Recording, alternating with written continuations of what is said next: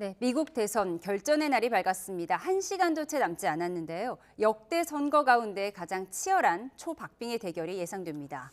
이와 맞물려 북한이 오늘 아침 동해상으로 단거리 탄도미사일 여러 발을 발사하는 도발을 감행했습니다. 미국 대선 본투표가 시작된 시점에 북한 도발의 속내는 뭔지 김열수 한국군사문제연구원 안보전략실장과 자세한 얘기 나눠보겠습니다. 어서 오세요. 어서 오세요. 안녕하세요. 네, 북한이 오늘 아침에 닷새 만에 또 단거리 탄도미사일을 발사했는데 미 대선을 염두에 뒀다고 봐야겠죠? 전혀 아니라고 볼 수는 없는데요. 사실상 미 대선을 염두에 둔 것은 지난달 말, 그러니까 10월 31일 날 화성 19형 발사한 것을 통해서 충분히 보여줬다라고 생각하고요. 이것이 이제 당장 미 대선에 영향을 미쳤으리라고 생각을 합니다.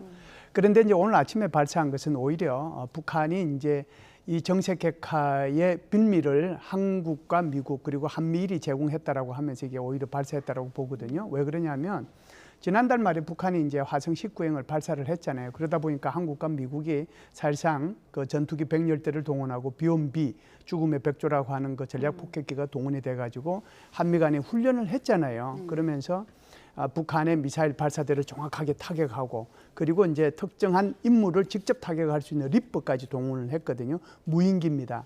그리고 나서 이제 다시 한 이틀 있다가 한미일 연합 공군 훈련까지 했거든요. 그러다 보니까 북한이 여기에 대응할 수 없다라고 대응하지 않으면 안 된다라고 생각했기 때문에 오늘 이 미사일 발사를 하지 않았는가라고 생각을 합니다. 물론 이것 자체에 북한의 지금 미국의 그 유권자들이 자기네들 정신 없는데 여기 얼마만큼 관심을 가질지는 모르겠습니다만은 미국을 향한 것은 이미 지난달 말 화성 19형을 통해 가지고 충분히 보여주었다라고 생각을 합니다.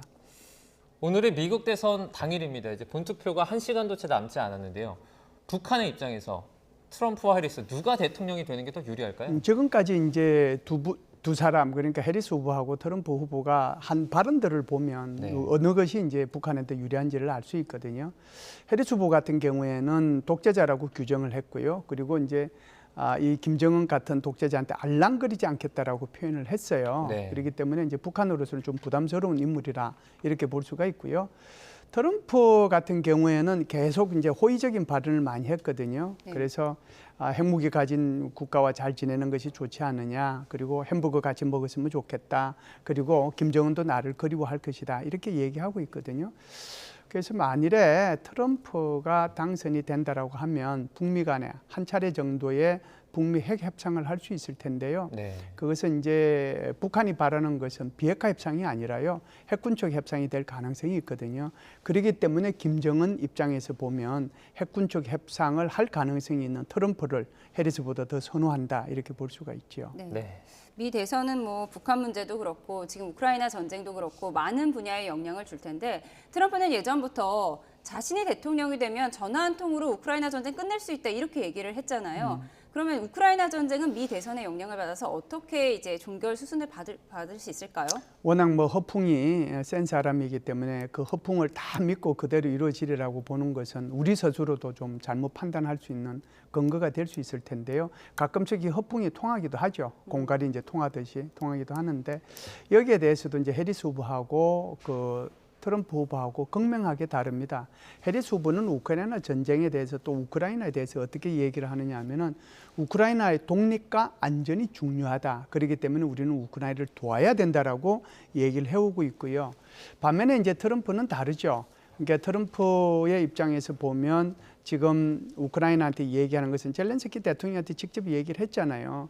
전쟁 니들 하지 말아서 해야 된대 했다라고 얘기를 하고 그리고 심지어 젤렌스키 대통령이 승리 계획이라고 하는 것을 가지고 지난달에 트럼프 대통령한테 브리핑을 했잖아요. 우리는 이렇게 하면 승리를 하겠다라고 하는데 거기에 대해서 말 한마디 안 했단 말이죠. 그러면서도 이제 계속해서 얘기하고 있는 것이 바로 러시아와의 협상을 통해서 이 문제를 마무리 짓겠다라고 하는 거거든요. 벤스 부통령 후보의 말이 훨씬 더 자극적인데요. 그 사람 말은 평화와 영토의 교환이 필요하다라고 얘기를 하면서 평화를 얻으려고 하면 결국은 러시아가 지금까지 차지한 그 땅을 인정해 줘야 된다라고까지 얘기를 했거든요. 만일에 이런 협상을 하기 위해서 우크라이나가 협상에 나오지 않는다면 미국이 지원하지 않을 것이라는 엄포까지 났어요. 그런 차원에서 본다면 해리스가 당선된다면 지금보다는 오히려 더 이제 러시아의 북한까지 파병을 했으니까 더 많은 지원이 있을 수 있지만 트럼프가 만일에 대통령이 당선이 된다면 협상을 위한 그런 노력들을 이제 해 나가지 않겠는가. 그렇게 되면 이것은 우크라이나로 봐서는 큰 재앙이 될 수도 있고 그리고 유럽의 안보를 봐서도 굉장히 위험한 그런 상황이 전개될 수도 있다. 그렇게 보지요. 푸틴의 최측근입니다. 메드베데프 러시아 국가안보회 부의장이 최근에 현지 인터뷰에서 이런 말을 좀 했는데요. 네. 그러니까 이제 미국이 계속 우크라이나 분쟁에 끼어들면 3차 세계대전이 일어날 수도 있다. 네. 이런 취지의 발언을 했습니다. 네. 그러면 실제 트럼프가 대통령에 당선이 되더라도 뭐 협상 테이블에 올라오긴 좀 어렵지 않을까 이런 생각도 들거든요. 네, 그게 이제 트럼프가 만일 대통령이 된다면 협상 쪽으로 이제 끌고 갈 것이기 때문에 어떤 형태로든 간에 우크라이나 전은 이제 마무리될 가능성이 오히려 더 있다라고 봐야죠. 네. 사실상 그 트럼프 대통령 입장에서 보면 우크라이나는 안중에도 없다 이렇게 이제 말씀을 드릴 수가 있습니다. 그런데 지금 이제 3차 세계 대전의 가능성은 어떨 때 이제 그 가능성이 있느냐면 예를 들어서 지금 나토의 이름으로 그러니까 나토군이 그렇게 이제 우크라이나를 지원하기 위해서 파병을 한다면 이건 이제 제3차 세계대전으로 갈 가능성이 있습니다. 그런데 우크라이나를 지원하기 위해서 나토에 속해 있거나 유럽에 속해 있는 개별 국가들이 전투병을 파병한다고 해서 이것이 3차 세계대전으로 저는 연결된다고 보지는 않거든요. 네. 또 이 프랑스 같은 경우에는 지난 2월 달에 마크롱 대통령이 2,000명 규모의 프랑스군을 우크라이나에 파병할 수 있다고 무려 5차례에 걸쳐서 얘기한 적도 있어요. 그러니까 지금은 모두가 오늘 이제 이루어지게 될 이 미 대통령 선거를 숨죽여 보지만 이 선거가 끝나고 나면 그 결과에 따라서 아마 나토든 또는 유럽이든 개별 국가들이 서로 어떤 회의 과정들을 거쳐서 아마 정책 공조를 통해 가지고 파병할 가능성은 있거든요. 그래서 그런다고 해서 이게 뭐 3차 세계대전으로 가는 것은 저는 아니라고 봐요. 네, 네. 3차 대전까지는 아닐 것이다. 근데 우크라이나 전쟁에 어쨌든 북한군이 파병된 만큼 우리와 긴밀한 관련이 있어서 우리가 지켜봐야 하는데 그 북한 최선희 외무상이 러시아를 방문하고 있잖아요. 네네. 그런데 푸틴과 손을 꼭 잡은 채 대화하는 모습이 공개가 됐어요. 이 모습 어떻게 보셨어요? 저도 이제 저걸 동영상을 통해서 봤는데요. 예. 그 손은 악수를 하면 금방금방 악수하고 이렇게 손을 놔야 되는데 그렇죠. 1분 동안 하고 있더라고요. 그래서 저게 도대체 무슨 시츄에이션인가라고 생각을 했는데 아마 그만큼 이제 그 러시아가 네, 저 화면이네요. 북한을 이렇게 대우해 준다라고 하는 것을 저런 화면을 통해서 1분 동안 악수하는 것을 통해 가지고 보여준다라고 저는 그렇게 봅니다. 무슨 얘기를 나눴을까요? 제가 볼 때는 이제 아무래도 라브로프 외무부 장관하고 필요한 얘기는 다 했을 거고요. 아마 저기 푸틴 대통령하고는 원래 만나도록 계획이 안 돼 있는데 이제 만났다 이런 얘기거든요. 만난다고 그만큼은 이제 하더니요. 그렇죠. 그만큼 배려해 줬다라고 보는데 제가 볼 때는 이제 크게 두 가지입니다. 하나는 러시아가 북한으로부터 얻고자 하는 거, 네. 반대로 북한이 러시아로부터 반대급부로 얻고자 하는 거, 거기에 대한 의견이 교환됐을 거고요. 그보다 더 중요한 건 아마 김정은의 방러와 관련이 있을 겁니다. 왜 그러냐면은 사실상 지금의 러시아 입장에서 보면은 가장 다급하고 가장 긴요하고 가장 중요한 국가가 바로 북한입니다. 네. 그래서 그 북한에 아마 그 김정은을 초청을 한다는 것은 정말 초청해서 식사 대접을 하고 싶을 정도로 얻고 다닐 정도로 지금 뭐 필요한 존재라고 볼 수가 있지 않습니까? 그래서 아마 그 얘기를 좀 하지 않았을까. 그렇다라고 하면 아무래도 이제 이게 이렇게 전개가 된다면 대통령 선거가 끝나고 그리고 내년 1월 20일 날 취임할 때까지 그러면은 이제 시간이 대충 한 2달 조금 이제 남아 있으니까 그 기간을 이용해서 김정은을 불러들일 가능성도 있다. 그래서 그 러시아와 북한의 그 끈끈한 모습을 오히려 새로 출범하는 미국의 행정부에 이렇게 과시할 가능성도 있거든요.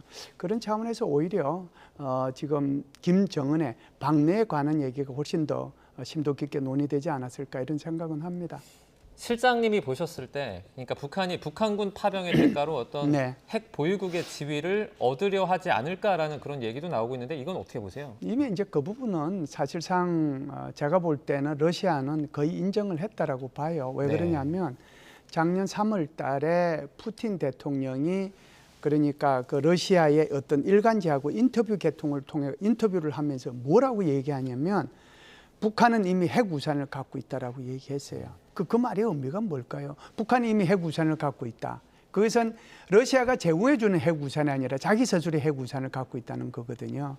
그때 이미 저는 저게 러시아가 북한의 핵무기 보유국을 인정해주는 발언이라고 저는 생각을 했거든요.